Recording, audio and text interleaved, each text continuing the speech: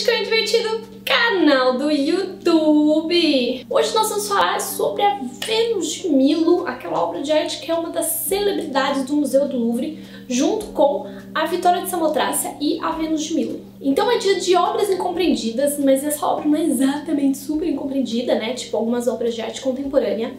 Mas, junto às suas companheiras de museu, muita gente passa por ela, milhões de pessoas veem essa obra, mas não necessariamente todo mundo entende o significado e a história dela. Então é isso que nós vamos ver no dia de hoje. Então a história da Vênus de Milo, que pode ser que nem seja uma representação da Vênus ou da Afrodite, a deusa do amor e da beleza greco-romana, na verdade pode ser que seja outra deusa, mas a gente vai ver isso ainda. Antes de mais nada, é interessante já falar um pouco sobre como essa obra foi descoberta.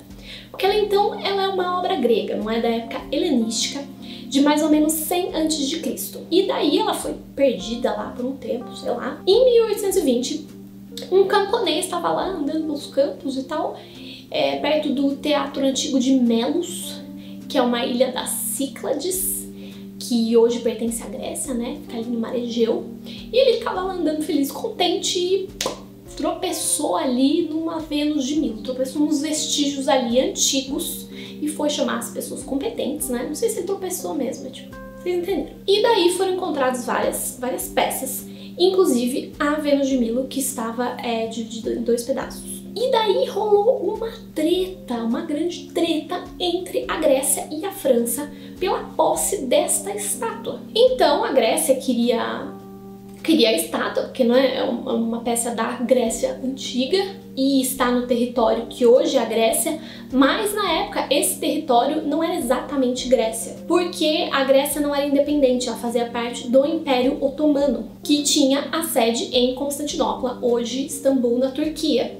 E daí o embaixador francês em Constantinopla foi avisado dessa descoberta e os franceses já tinham muitas obras nos museus deles, né? Tipo, o Louvre já existia, as campanhas napoleônicas trouxeram muita coisa pra França também, então eles já colecionavam muita arte. E daí o embaixador francês chegou lá, a estátua já tava dentro de um navio grego pra ser embarcada pra Atenas, sei lá pra onde, pra levar ela embora de onde ela foi achada. E daí os franceses, não sabemos se pela arte da diplomacia ou algo um pouco mais violento, assim, tipo ameaça de canhões de navios, conseguiram pegar a estátua. E aí esse embaixador, que era o Marquês de Rivière, deu de presente a estátua para o rei Luís XVIII, que doou para o Louvre a estátua no ano seguinte. Desde então ela já é uma celebridade. Desde o início as pessoas ficaram muito impressionadas com a estátua e tal. Então, o que acontece nessa história que a gente não tem certeza se ela é a Vênus mesmo ou não? O que rola é o seguinte, para você identificar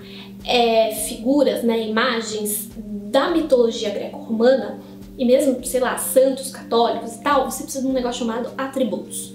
Então, coisinhas que estão com a pessoa que indicam que ela é essa pessoa, aquela pessoa, esse deus ou aquele deus. Porque não necessariamente tem um rosto específico para a Vênus de Milo.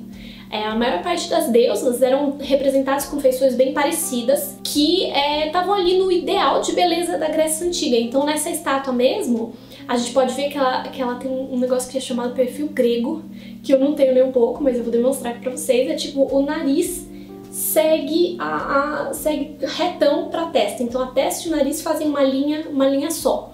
O que eu não tenho é tipo que a Vênus de Milo tem, que era um ideal de beleza grego. Então ela tem esse nariz grego, esse perfil grego. Ela tem o penteado, que é esse penteado como era usado na época, que inclusive essa maneira que ele foi retratado aí é inspirado possivelmente do Praxitèle.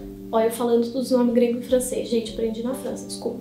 Enfim, o Praxitèle, que era um grande escultor grego do século IV. A carnação, então, como foi esculpida a pele, né, tipo a carne, foi inspirada provavelmente nesse escultor também. Então, enfim, então aí é uma mulher muito bonita, com essas feições serenas, né, serenas não, severas, grandiosas, tipo de deusa mesmo, e então poderiam ser várias outras deusas. Mas aí a gente tem o fato, que vocês podem ter notado, que ela está seminua, não é? Então é como se, tipo assim, algumas dos vestidos de mulheres que usavam na Grécia, era tipo um tecido drapeado, assim, que era preso aqui no ombro por fíbulas. É uma espécie de broche, assim. E daí a gente tem a impressão aí que, tipo, o vestido dela caiu, né? Que, tipo, caiu inesperadamente e ela tá fazendo um gestinho ali, levantando o joelho pra segurar e não deixar ele cair mais. Inclusive, a gente tem que pensar que essa estátua muito provavelmente foi feita para ser vista de 3/4, não como ela é na maior parte das vezes fotografada de frente,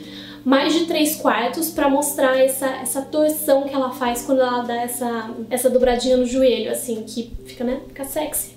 E é uma evolução da arte helenística, essa torção, esse movimento.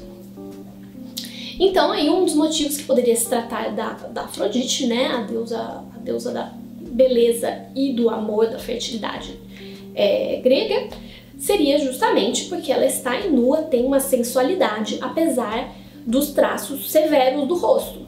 Uma outra possível inspiração da obra, e que também aponta que ela pudesse tratar de uma Vênus, é a Afrodite de Capua, conservada no Museu Arqueológico de Nápoles, que ela tem uma pose parecida, então pode ser até que ela tenha sido inspirada diretamente dessa escultura, mas a gente não sabe com certeza.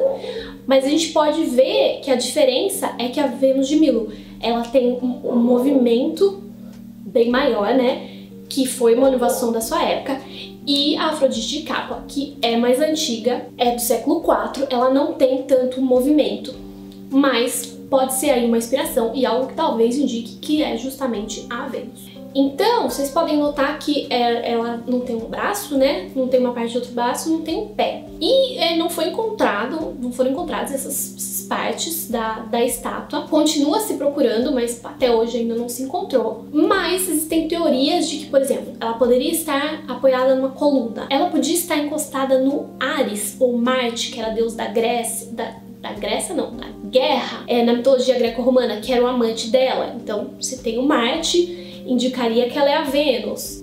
Então seria um grupo escultórico, não uma escultura com uma pessoa, né, uma figura sozinha, mas várias figuras. Existe a hipótese também que ela pudesse estar segurando um escudo ou um espelho e se admirando. Então, como deusa da beleza, né, ela está ali admirando como ela é linda e bela. Ainda poderia ter uma maçã na mão, porque na maçã a gente lembra ali do filme Guerra de Troia, com o Brad Pitt e Orlando Bloom, que Orlando Bloom faz o Paris. E essa história, a maçã, indica um episódio chamado Julgamento de Paris.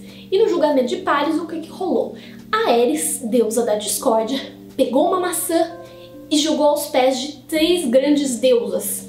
Então, a Atena, ou Minerva, deusa da sabedoria e também da guerra, a Hera e a Afrodite, / Vênus. Então, jogou essa maçã e falou, para a mais bela. As 3 ficaram tentando para ver quem era mais bela. E daí, para desempatar, chamaram o mortal Paris. E daí ele tinha que decidir quem era mais bela, cada uma ofereceu, né, um suborninho aí, uma coisa que ia ter de recompensa se fosse escolhida a mais bela. E ele acabou escolhendo a Afrodite, deusa da beleza. Óbvio, acho que era meio óbvio, mas enfim, porque ela ofereceu a proteção dela e tal, e a mulher mais linda do mundo, que era a Helena. Daí começou toda a Guerra de Troia por causa disso aí.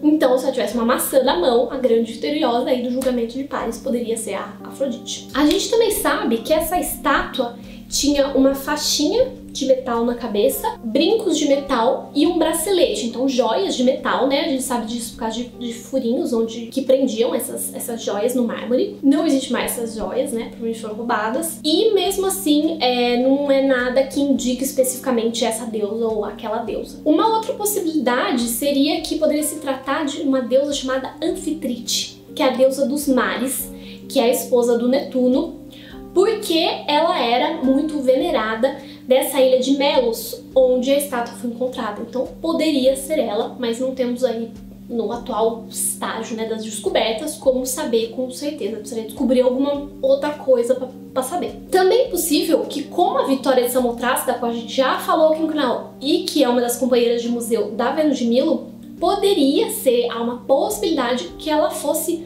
policroma, ou seja, que ela fosse coloridinha, porque muitas estátuas antigas eram pintadas em cores vivas, então tipo azul, amarelo, vermelho e tal, mas isso é uma descoberta relativamente recente, né, que elas tinham essas cores, e a gente sabe disso por causa de traços, né, tipo restinhos de tinta lá na estátua, mas como é algo muito antigo, elas estão perdendo essa cor com o tempo. No caso da Vênus de Milo, não foi encontrado especificamente nenhum traço que prove que ela era colorida.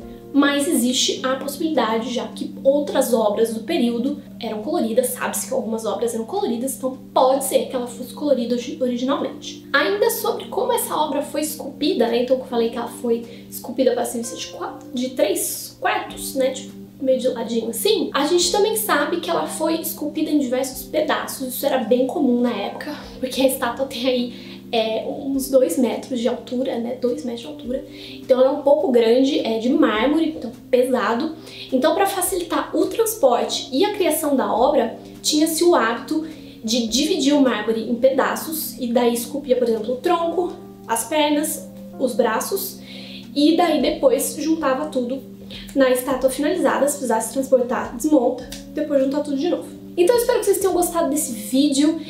Se vocês tiverem mais sugestões de obras que vocês gostariam sobre as quais eu falasse, deixa aí nos comentários, porque este vídeo, inclusive, foi inspirado em um comentário pedindo um vídeo sobre a Vênus de Milo. Então deixa aí nos comentários as obras que vocês querem ver neste canal. Então é isso, beijinhos e até a próxima!